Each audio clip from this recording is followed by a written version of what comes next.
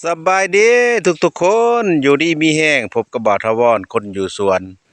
มื้อนี้ผู้ข้าสิมาแนะนำหากหญ้าพื้นเมืองบูฮานลาวเฮาชนิดหนึ่งพี่น้องต้นปอหูเด้อพี่น้องเด้อนี่เด้ใบปอหู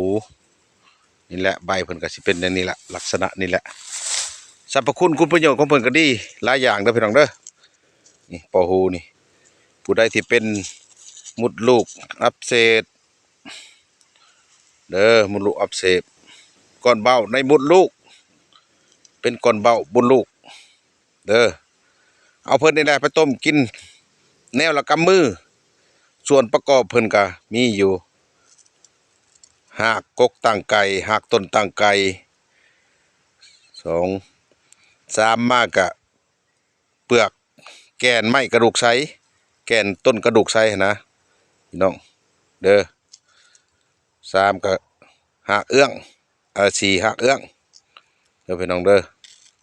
ห้าย่าหัวเด้อพี่น้องเด้อเอามาต้มกินแนวละกำมือเด้อพี่น้องเด้อแนวละกำมือแห้งก็ได้สดก็ได้เด้อแนวละกำมือใส่น้ำ2 ลิตรกินเช้าเที่ยงแลงก่อนอาหารผู้ใดเป็นก่อนเบาในมดลูกเด้อพี่น้องเด้อเอาแกนนี่แหละปอหูนี่ก็ได้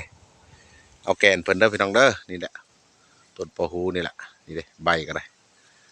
สิเกิดนำหัวนำสวนเฮานำสวนนำสวนหาเหือสวนนั่นสิหลายดอกบ้านเฮานะพี่น้องเอ้ยนี่ปอหูนี่หลายบ่อึดบ่อยาก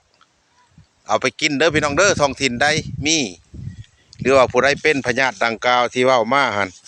เอาไปปฏิบัติไปเฮ็ดไปกินไปใส่ลองเบิ่งเด้อพี่น้องเด้อบ่เสียหายหยังดอกเด้อมี5อย่างเด้อพี่น้องเด้อ